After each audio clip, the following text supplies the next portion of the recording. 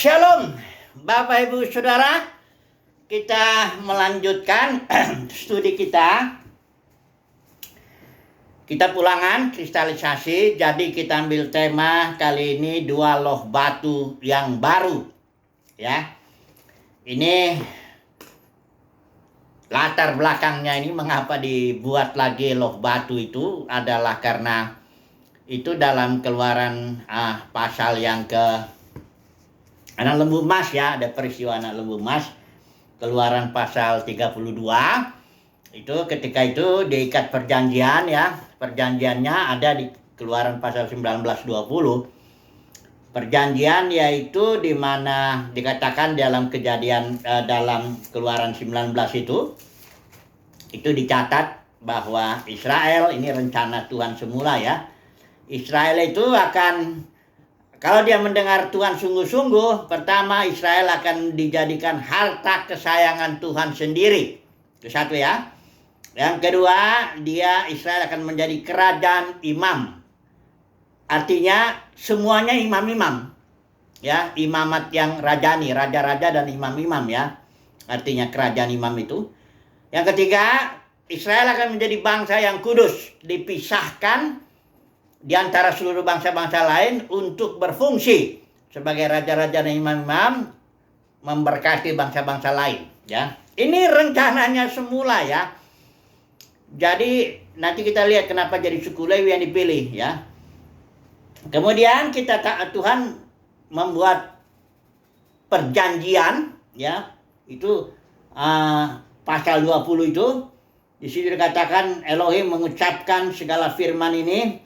Akulah Tuhan, ini saya pakai ya Allahmu yang membawa engkau keluar dari tanah Mesir, dari tempat perbudakan, barulah jangan ada padamu ilah atau Allah lain. Ada 10, ya, hukum yang diucapkan Tuhan dari atas gunung Sinai langsung, ya, Israel dibawa, dibatasi. Nah, ketika diucapkan itu, diikatlah perjanjian ini, karena loh batu itu perjanjian. Itu Musa disuruh 40 hari. 40 malam dia berpuasa, tidak makan roti, tidak minum air, dan Tuhan menulis sendiri, ya, di dalam dua loh batu itu 10 hukum ini, ya, ditulis oleh Tuhan. Nah, ketika itu pada hari yang ke-40 selesai Musa berpuasa tanpa roti, tanpa air, dan Tuhan menuliskan sudah selesai itu loh batunya itu. Disitulah Tuhan bicara. Ada peristiwa di Keluaran 32 ini anak lembu emas, ya. Ternyata Israel setelah 40 hari 40 malam itu dia merasa Musa kemana ini.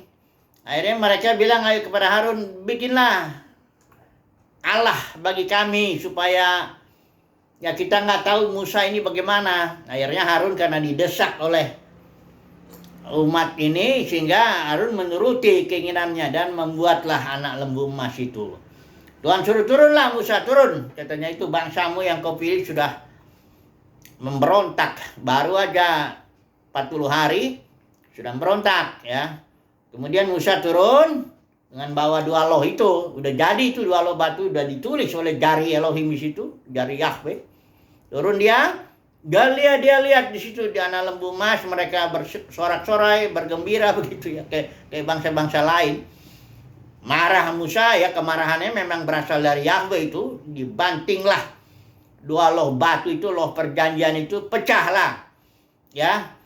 Kemudian Musa naik ke atas lagi karena disitulah keputusan Tuhan. Aku akan binasakan bangsa ini dan aku akan bangunkan bangsa yang lain yang lebih kuat dan lebih besar daripada mereka ini lewat kamu. Itu keputusan ngeri juga itu. Bahkan Harun juga nanti kita lihat di situ dalam Ulangan dibilang juga Tuhan pun membinasakan Harun. Jadi sudah ngeri lah, ya, karena murka Tuhan itu luar biasa sekali karena penyembahan berhala itu, tuangan anak lembu emas itu. Kemudian kembalilah Musa 40 hari 40 malam lagi doa, yang bermohon kepada Tuhan tanpa roti, tanpa air. Ya, ini sebenarnya karena udah mujizat Tuhan, karena nggak mungkin tubuh manusia itu nggak dikasih air aja 3 hari udah atau 5 hari udah bahaya sekali ya. Ini bisa sampai 40 hari tanpa air itu nggak mungkin. Nah, itu karena mujizat Tuhan itu bisa terjadi. Demikian ya. Kalau puasa Yesus itu 40 hari itu dibilang itu Yesus hanya lapar ya. Kemungkinan besar Yesus itu di padang gurun dia minum air juga. Jadi ketika Musa lah bersujud itu ya, Tuhan mendengarkan doa Musa itu. Nah ini kan kita akan bahas ini 3 poin ya mengenai 2 loh batu ini ceritanya. Kita akan kita akan bahas 3 poin. Yang pertama doa Musa yang bisa merubah keputusan Tuhan. Nah ini dia ya. Itu kita bahas doa itu. Yang kedua kita akan bahas 2 loh batu yang ternyata tidak sama. Lohnya ya dibuat yang baru, tapi ditulis itu dan Musa disuruh membuat tabut ya. Ini bukan tabut yang dibuat oleh untuk kemah suci yang belakangan, dah itu para ahli yang membuat itu ya. Siapa ya? Aholiab atau apa siapa itu yang dapat roh keahlian membuat tabut dengan ada tutup pendamaiannya, ada macam-macamnya lah. Ini tabut dibuat, nanti kita akan lihat apa ada prinsip di balik itu ya. Kemudian yang poin ketiga kita akan bahas di saat itulah ya, Lewi dipilih menjadi imam ya, dari suku itu dipilih untuk melayani, mendekat dan memberikan berkat kepada Israel. Udah berubah itu ya. Tadi rencana semula Israel itu seluruh suku menjadi imam-imam dan raja-raja, umat yang kudus, bangsa yang kudus, umat kesayangan. Tapi ketika terjadi peristiwa anak lembu emas, maka suku Lewi yang dipilih. Nanti kita lihat ya. Coba dulu ya, kita poin pertama dulu lah ya. Kita bahas ini mengenai doa Musa. Ini adanya di Ulangan. Kita lihat aja deh ulangannya, doa Musa. Ulangan pasal yang ke-9 ini ceritanya. Tapi doanya ada di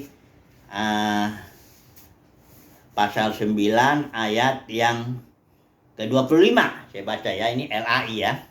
Doa Musa setelah Tuhan putuskan memusnahkan itu.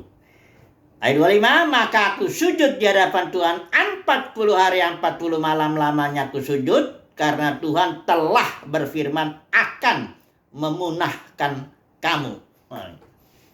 Walaupun sudah diputuskan begitu, Musa tetap sujud. Ayat 26, aku berdoa kepada Tuhan, kataku, ya Tuhan Allah, saya pakai ya, janganlah musnahkan umat milikmu sendiri yang kau tebus dengan kebesaranmu dan yang kau bawa keluar dari Mesir dan sebagainya. Kira-kira doanya ini dijawab Tuhan lah. Enggak jadi Tuhan memunahkan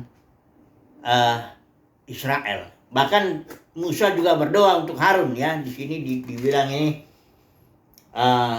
ayat 20 juga kepada Harun Tuhan begitu murka hingga ia mau membinasakannya. Tuhan juga membinasakan Harun itu. Maka kata di sini pada waktu itu aku berdoa untuk Harun juga. Jadi doa Musa ini bisa merubah keputusan Tuhan. Ya udah diputuskan karena anak lembu emas akan dibinasakan itu bangsa. Dan Tuhan akan bangun bangsa lain. Ya tetap itu perjanjian Abraham, Ishak, Yakub tetap digenapi. Karena tapi melalui Musa. Ya tidak melalui yang udah banyak ini. Yang udah hampir kalau hitung-hitung 2 jutaan kali ya. 600.000 pasukannya dan belum anak-anak suami istri lain dan sebagainya. Jadi Harun juga Tuhan mendengarkanlah doa Musa. Nah ini ada satu prinsip ya. Memang enggak semua doa ini. Ya. Ini ada beberapa aja hamba Tuhan yang doanya bisa merubah keputusan Tuhan. Abraham ya, kita lihat contohnya itu ketika dia berdoa untuk Lot, Sodom dan Gomora itu yang mau dimusnahkan. Kalau Tuhan bilang, Abraham bilang gimana kalau 50 ada? Tuhan bilang kalau 50 ya enggak, aku nggak akan musnah 50 orang benar ya. Kalau terus Abraham berubah lagi, gimana kalau 45? Enggak apa-apa katanya kalau. Gimana kalau 35? Enggak apa-apa kan. Lihat enggak ini perusahaan Tuhan yang berubah-ubah ini. Kemudian kalau 25 bagaimana? Enggak juga. Akhirnya tinggal terakhir 10. Kalau 10 bagaimana? Enggak akan kuhancurkan itu Sodom Gomora, kata Tuhan. Tapi ternyata nggak ada 10, cuma Lot di situ. Dan beberapa ini itu pun istrinya nengok ke belakang jadi tiang garam. Lot dengan anaknya 2 lah itulah ya, 2 anaknya perempuan itu yang akhirnya itu peristiwa memalukan. Pendeknya prinsipnya Abraham bisa berdoa merubah keputusan Tuhan berkali-kali, bukan satu kali. Kemudian Hizkia, ini dalam 2 Raja-Raja 20 ayat 1 ini. Ini ada contoh berikut ya. Dia udah divonis Tuhan. Engkau akan mati ya. Melalui Yesaya ini, coba dulu kita lihat ini ya. 2 Raja-Raja 20 ini juga sesuatu hal yang menarik juga ya. 2 Raja-Raja 20 ayat 1.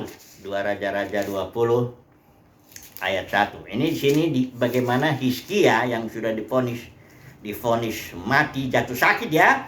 Lalu Nabi Yesaya anak Amos menjenguknya berkata, beginilah Yahweh berfirman. Ini keputusan Yahweh ini.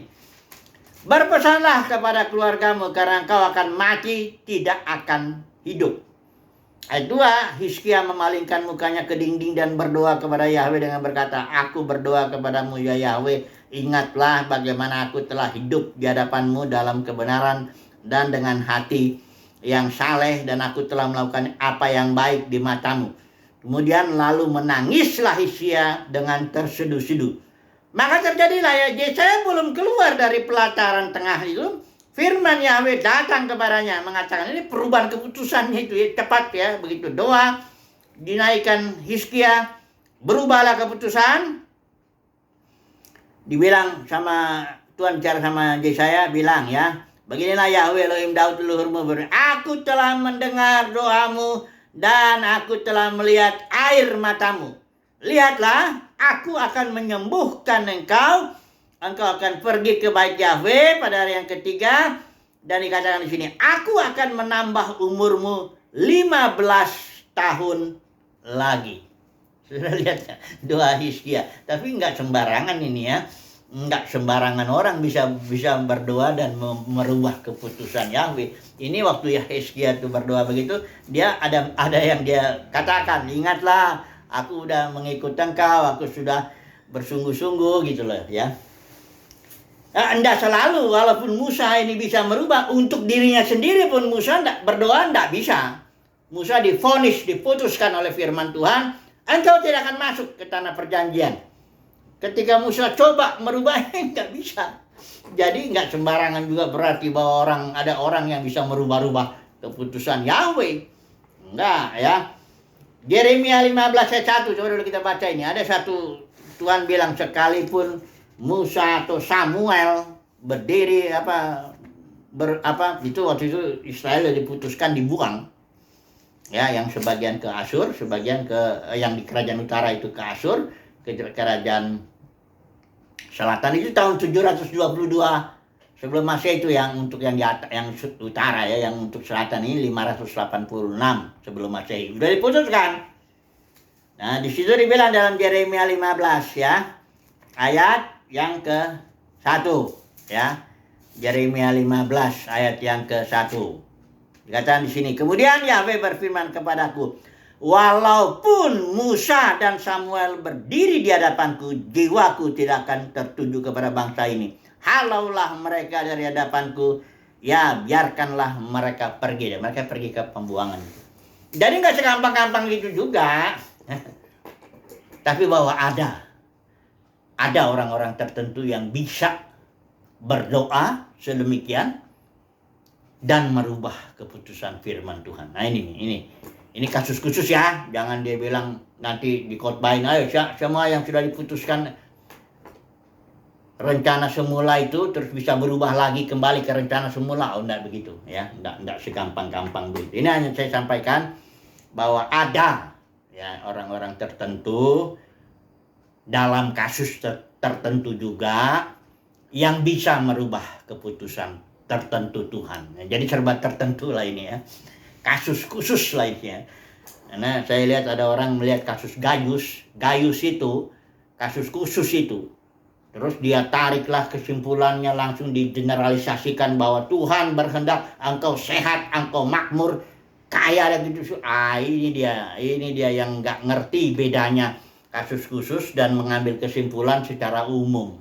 Generalisasi yang bahaya itu ya, yang menyebabkan ya teologi yang ngawur. Jadi adalah teologi sukses itu, jadi begitu ngawur dia. Kasus khusus diberitakanlah secara umum, ya, diterapkanlah secara umum dunia kekristenan sekarang. Wah, itu bahaya ya. Oke, kita masuk ke poin kedua, 2 loh batu plus tabut. Ya, kita sudah baca tadi ya, pasal 10 ayat 1-3 itu. Coba dulu kita baca lagi ya. Pasal 10 ayat 1 dan 3 dikatakan di sini ya. Pada waktu itu berfirman Tuhan kepadaku, pahatlah 2 loh batu yang serupa dengan yang mula-mula. Naiklah kepadaku ke atas gunung dan buatlah sebuah tabut dari kayu. Nah, ini disuruh buat tabut dulu. Maka aku akan menuliskan pada loh itu firman-firman yang ada pada loh yang mula-mula yang telah kau pecahkan itu. Jadi Musa naik ke atas itu pada yang kedua kali itu dengan membawa 2 loh baru plus tabut. Supaya apa? Dikatakan nanti 2 loh itu ditaruh. Ayat yang ini. Kemudian letakkanlah kedua loh ke dalam tabut itu. Ya, di ayat 3, maka aku membuat sebuah tabut dari kayu penaga. Nah, jadi begini prinsipnya. Tuhan tidak pernah membuat 2 perkara yang sama. Nggak pernah. Ini prinsip. Kenapa? Karena di dalam kitab Wahyu itu, ya, Wahyu 21 itu, selalu Tuhan itu membuat sesuatu yang baru. I will make all things. Aku akan selalu membuat segala sesuatu baru. Ini prinsip pekerjaan Tuhan. Kalau perjanjian lama gagal, Tuhan bikin yang baru. Kalau generasi pertama gagal, Tuhan bikin generasi kedua. Kalau Saul gagal, Tuhan pilih yang Daud, yang lebih bagus ya. Kalau apa lagi? Ada banyak itu prinsip-prinsip ya. Tuhan tidak pernah membuat, nah ini termasuk ini, 2 loh batu itu. Israel pun sudah gagal itu seluruh sukunya, Tuhan bikin yang baru dengan suku Lewi itu. Tuhan tidak pernah ulang lagi yuk. Atau begini, nanti saya mau terapkan ini. Gereja sudah jatuh. Siapa yang nggak ngelihat gereja jatuh itu udah perlu minta mohon lah ya anugerah Tuhan untuk supaya melihat ya matanya. Supaya ngeliat bedanya tuh gereja yang mula-mula itu yang di Kisah Para Rasul itu dengan yang sekarang ini. Yang udah pecah menjadi ribuan denominasi. Ini karena maksudnya konyolnya para teolog ini mencoba dia membenarkan itu dengan bilang teorinya itu invisible church dan visible church itu sesat habis itu. Itu dosa besar itu para teolog itu ngomong gitu. Kenapa? Karena dia mengatakan bahwa benar bahwa gereja yang sekarang ini yang dilihat dengan mata itu visible church itu ya Presbyterian lah, Baptis lah, itu gereja katanya. Bayangkanlah itu konyolnya itu. Padahal itu denominasi pecahan gereja dan ada penyebabnya. Nanti sebentar saya mau ngomong lagi deh. Saya ulang-ulang lagi lah. Ini karena para teolog ini coba dia membenarkan diri, membenarkan kondisi yang ada. Dia bilang gereja yang kelihatan itu gereja juga kok, bukan denominasi, bukan itu hanya visible-nya. Nanti yang invisible-nya ada katanya. Kan. Coba dulu ya. Kembali lagi dulu ini 2 loh batu ini. Jadi Tuhan selalu membuat sesuatu baru. Dia tidak pernah, ini Wahyu 21 ayat 5 ya. Nggak pernah reparasi istilahnya ya. Kalau manusia itu bengkel, reparasi. Gereja sudah jatuh, gereja mula-mula, Tuhan tolong pulihkanlah gerejamu kembali ke gereja mula-mula. Nggak bisa. Tuhan bukan begitu. Perhatikan ya. I will make all things new. Artinya Tuhan selalu membuat yang baru. Tidak pernah membuat atau mereparasi. Kalau reparasi kalimatnya begini. I will make new. Itu I will make new. Itu make new itu reparasi. All things, segala sesuatu direparasi. Tuhan tidak pernah begitu. Kalau yang satu gagal, dia akan berbuat sesuatu yang lebih baik. Itu istilahnya di kitab Ibrani itu kalau saudara mau pelajari itu kitab kata kuncinya better. Lebih baik. Jadi ada orang yang berdoa kan yang ini nggak bisa doa-doa ini melanggar prinsip Tuhan. Dia berdoa, Tuhan pulihkanlah gerejamu kembali ke gereja mula-mula. Nah nggak ada itu. sekarang ini udah pecah gereja, dari ribuan denominasi, sudah 5.000 yang besar itu, dan itu terus barangkali udah puluhan ribu kalau dihitung yang kecil-kecil. Karena terus itu perpecahan itu berlangsung terus, ya enggak. Dan Tuhan tidak akan pulihkan gereja kembali kepada kondisi semulanya ketika dia menjadi masih sebagai organisme, masih otoritas Roh Kudus yang pimpin total di sana.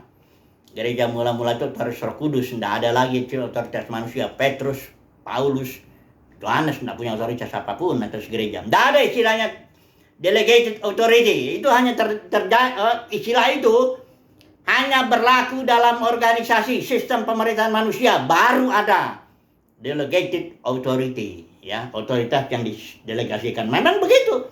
Terlihat dalam struktur itu. Misalnya gembala sidang, dia akan mendelegasikan otoritasnya barangkali ke departemen pemuda, departemen ini, departemen sebagainya. Ya. Tapi kalau mengenai uang biasanya enggak. Biasanya tuh bendaranya ya barangkali istrinya gitu ya. Karena bahaya mendelegasikan duit itu. Ya. Nah, jadi sekali lagi prinsipnya Musa dengan prinsip loh batu dan plus tabut supaya terpelihara itu. Jadi Tuhan buat sesuatu ketika tabut yang loh batu itu pecah, tabut itu, Tuhan bikin yang baru. Sama perjanjiannya, loh batunya sama, ditulisnya sama. Tapi ditambah tabut agar terpeliharalah perjanjian ini. Itulah perbuatan Tuhan. Tapi toh juga Israel melanggar perjanjian ini, yang kita sebut perjanjian lama dengan 2 loh batu ini yang ada di dalam tabut, dilanggar juga. Akhirnya dengan penyembahan berhala itu, kalau kita kaki raja-raja apa semua itu ke sana, kitab nabi-nabi, Israel melanggar. Tetap lagi Tuhan bikin yang baru. I will make all things new. Dia bikinlah dalam Yeremia 31 ayat 31 itu suatu perjanjian baru untuk Israel, ya, utamanya perjanjian baru itu untuk Israel dan Yehuda. Barulah karena dibawa oleh Paulus dalam ministrinya membawa perjanjian baru kepada bangsa-bangsa lain, kepada kita ini. Oke lah, jadi prinsip ini sudah saya mau coba jelaskan dulu sedikit ya. Gereja sudah jatuh. Saudara jangan berharap atau berdoa minta Tuhan denominasi yang udah pecah ini, dia ribuan ini kembali yuk kepada gereja mula-mula. Nggak mungkin. Itu bukan perbuatan Tuhan. Tuhan tidak pernah mereparasi denominasi ini supaya menjadi gereja seperti gereja mula-mula. Nggak pernah. Kebangunan rohani jelas. Tuhan bukan sesuatu yang baru. Tapi tidak pernah dia akan buat gereja atau denominasi yang ada sekarang ini kembali kepada gereja mula-mula. Mengapa? Sekarang ini lihat, perhatikan. Di kitab Wahyu. Kitab Wahyu itu menjelaskan kejatuhan gereja. Ya. Makanya ada ayat itu, berbahagialah yang bisa membaca kitab Wahyu itu. Pasal 2, pasal 3 jelas menjelaskan itu. Ada 3 ajaran sesat yang menyebabkan gereja jatuh. Saya udah berulang-ulang ini ngomong. Gereja, ajaran Isabel, ajaran Bileam, ajaran Nikolaus. Apa Isabel ini? Yang mengajarkan benar bahwa Tuhanlah yang Jebel itu mencuri, ya, merampas otoritas suaminya Ahab itu. Ini para gembala sidang ini semua pemimpin denominasi ini ngambil otoritas itu. Nggak ada itu. Tuhan nggak kasih otoritas itu, tapi diambilnya, dirampas. Ya, dia bilang sudah gitu dia tarik murid sesuai kejadian Kisah Para Rasul 20. Tarik murid kepada dirinya. Dia katakanlah, aku pemimpin, kau harus tunduk kepadaku. Itulah ajaran Nikolaus, menaklukkan kaum awam. Kemudian nggak sampai di situ, ini para pemimpin ini, dia berdagang. Karena nggak mungkin organisasi itu nggak dagang, nggak mungkin. Organisasi harus dagang supaya menjadi besar. Ya, itulah yang diuraikan Wahyu pasal 17-18. Denominasi menjadi besar, big city. Perempuan duduk di dalam di binatang itu pasal 17 itu adalah perempuan itu gereja, tapi dia ditopang oleh sistem pemerintahan manusia. Itulah denominasi. Denominasi adalah gereja yang ditopang oleh sistem pemerintahan manusia. Itulah sistem struktural itu ya.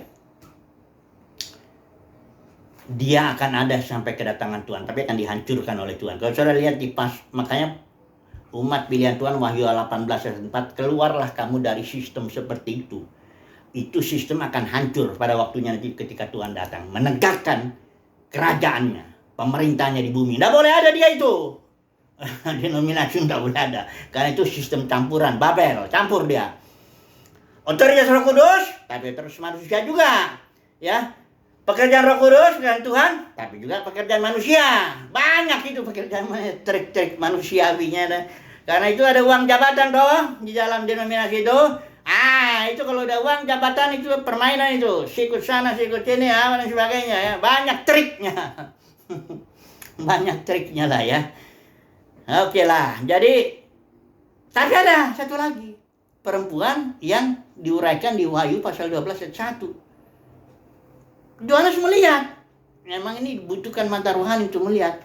Ada perempuan di bawahnya, di sininya. Perempuan itu selalu gereja ya. Di mana-mana dari Kejadian ke Wahyu itu kalau Adam itu simbol. Surat Roma bilang Adam itu simbol ya, Kristus ya. Kalau Hawa berarti mempelainya itu gereja ya. Dari Kejadian ke Wahyu itu selalu kalau perempuan itu gereja. Hanya perempuan-perempuan di kitab Wahyu di Alkitab ini melambangkan gereja dalam aspek tertentu ya. Misalnya perempuan itu istrinya ada apa sih, Abigail itu ya, itu aspek gereja sebagai peperangan, gereja pasukan, tentara ya. Nanti ada lagi lah macam-macam itu. Ntar kita belajar lagi.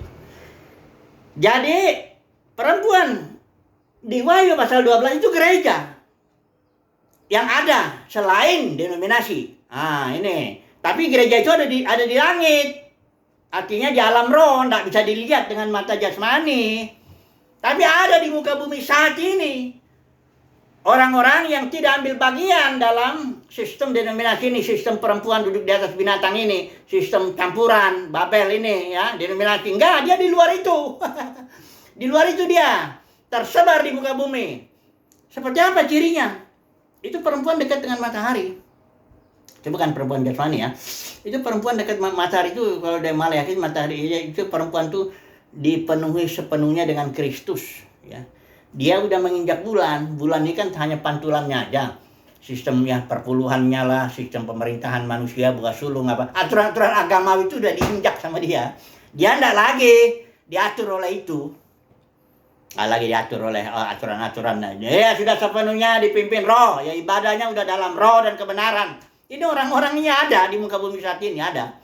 Tuhan yang tahu itu karena dan dia nggak bisa dilihat dengan mata jasmani. Dia karena adanya di langit. Langit itu menguraikan dimensi spiritual ya. Kalau perempuan dalam Wahyu pasal 17-18 itu perempuan duduk di atas air yang banyak. Air itu mayoritas orang banyak. Jadi kalau perempuan gereja yang dibilang disebut perempuan yang di Wahyu 17-18 itulah denominasi itu mayoritas. Gampang dilihat. Kelihatan kok. Kalau kita datang langsung kelihatan kok dari situ, dari gedungnya kan dibikin di situ. Denominasi apa kan kelihatan. Ya, siapa yang bermain di situ kelihatan kok. Ya, karena itu bukan yang di langit, Saudara. Oke lah ya. Yang mengertilah ya. Kalau yang tidak ya sudah. Oke, jadi baik. Tapi sudah jangan salah, perempuan itu juga ada kepemimpinan, ada. Bintang itu yang 12 bintang itu 12 angka kepemimpinan yang memimpin perempuan itu ada. Hanya tetap itu di langit ya, pokoknya udahlah, gak usah terlalu banyak cerita itu. Pendeknya Tuhan tidak akan berbuat memulihkan gereja kembali kepada gereja mula-mula. Nah, sekarang gereja itu ada dua tipe. Yang satu yang dijelaskan oleh perempuan Wahyu 17-18 yang nasibnya ini akan hancur ini. Dan perempuan yang diuraikan di Wahyu pasal 12 ayat 1 itu yang justru akan melahirkan putra-putra Elohim. Yang dijelaskan di Roma pasal 8, 19-21 itu. Akan tampil di muka bumi, memerintah berjaman-jaman, melakukan segala sesuatu sehingga siap lutut, bertelut, lidah mengakui soal Tuhan. Ingat ya, nasib komunitas Kristen ini komunitas Kristen ya, yang udah lahir baru ya. Pasal 17-18 itu nasibnya dia hancur. Yang ini nasibnya memerintah bersama dengan Tuhan ya. Makanya di pasal 18 ayat 4, hai umatku keluar dari sistem yang begitu. Sistem campuran itu. Oke, saya masuk lagi nih sekarang yang Lewi nih. Setelah Israel jatuh, Tuhan pilih Lewi. Pasal 10 ayat 8-9. Saya baca ya. Pada waktu itu Tuhan menunjuk suku Lewi. Ini setelah Israel jatuh. Kerajaannya tadinya itu seluruh suku, tapi jatuh akhirnya pada ayat 8 pasal 10. Pada waktu Tuhan menunjuk suku Lewi untuk mengangkut tabut perjanjian Tuhan, untuk bertugas melayani Tuhan, dan untuk memberi berkat demi namanya sampai sekarang. Ya, jadi katakan ayat 9, sebab itu suku Lewi tidak mempunyai bagian milik pusaka bersama-sama dengan saudara-saudaranya. Tuhanlah milik pusakanya. Jadi Lewi ini dia nggak kejar-kejar berkat Tuhan secara jasmani, karena berkatnya itu adalah Tuhan sendiri. Kalau saya terapkan aja langsung di sinilah ya.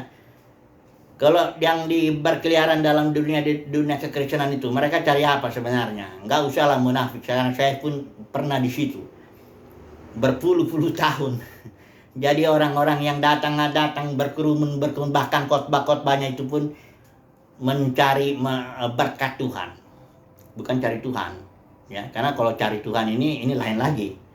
Ini sukunya dipilih, bukan hanya dipanggil. Kalau dalam dunia kekristenan banyak yang dipanggil. Mereka akan cari berkat Tuhan, mencari apalah ya. Kadang-kadang kalau saya menginjil, dulu pernah saya menginjil di Monas itu. Nah, saya tanya, itu mau nggak mobil, mau nggak rumah, mau nggak ini, itu berkat Tuhan lah itu ya. Mau nggak? Mau katanya. Terus saya tanya lagi, kamu mau nggak Tuhan Yesus? Kamu mau Tuhan nggak? Nggak mau. Saya bilang, oh ini mirip juga nih dengan yang sering-sering datang hari Minggu ya.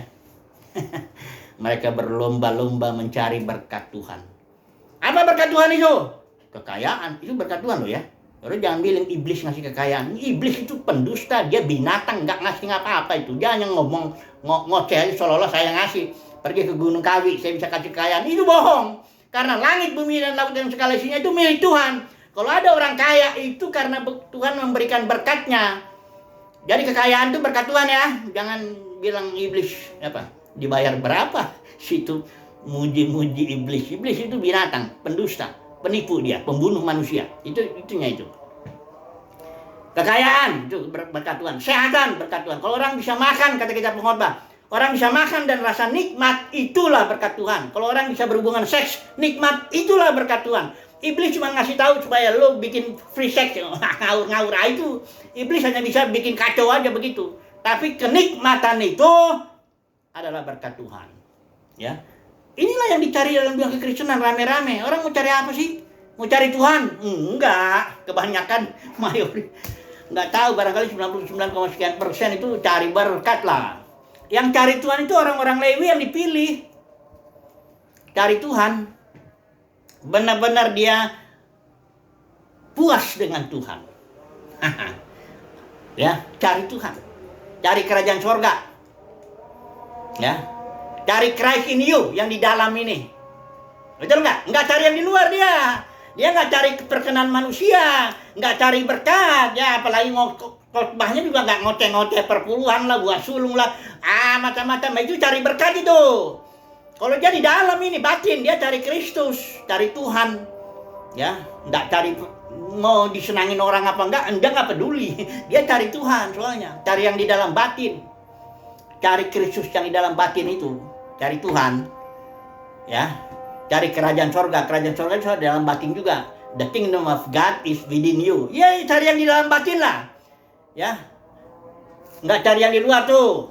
Ritual-ritual, ibadah-ibadah, gedung ya, jumlah orang ya, uang, perpuluhan, apa kekayaan apa, dia nggak cari. Dia cari ini. Sebab dia suka cita, puas dia dengan Tuhan itu. Dia rasa nikmat Tuhan itu. Ya, dia rasakan itu. Dia nikmati itu. Ya, dia percaya juga Tuhan akan kasih lah makanan dan pakaian secukupnya lah, Tuhan kasih lah, karena orang kan butuh itu. Tapi dia nggak cari itu, dia cari ini. Beda lah ya, yang ngerti lah ya, yang mengertilah. Apa saya sudah waktunya nih ambil kesimpulan lah. Kesimpulannya kalau di pasal 10 ayat 12-16 itu dibaca di sini, maka sekarang orang Israel, apakah yang dimintakan daripada oleh Tuhan Allahmu selain dari takut akan Tuhan? Itulah kesimpulannya sebenarnya daripada kasus anak lembu emas atau kasus dua loh batu ini. Yang diminta oleh Tuhan, yang kesimpulannya takut akan Tuhan. Suatu hal yang batiniah ya. Ya, sekarang juga dalam khotbah saya ini ya kesimpulannya takutlah Tuhan, carilah Tuhan. Jangan cari berkatnya, ya. Jangan main-main dengan firman Tuhan, ya. Bilang gereja itu, denominasi itu gereja invisible, visible lah, ngawur aja. Takut Tuhan dong. Nanti karena kita nanti akan ketemu sama Tuhan. Awasi ajaranmu, awasi dirimu. Engkau mengajarkan apa kepada orang banyak itu? Kau ngajarin orang itu cari berkat Tuhan atau cari Tuhan? Atau engkau sendiri cari apa? Oke lah, itulah kesimpulannya. Haleluya, amin.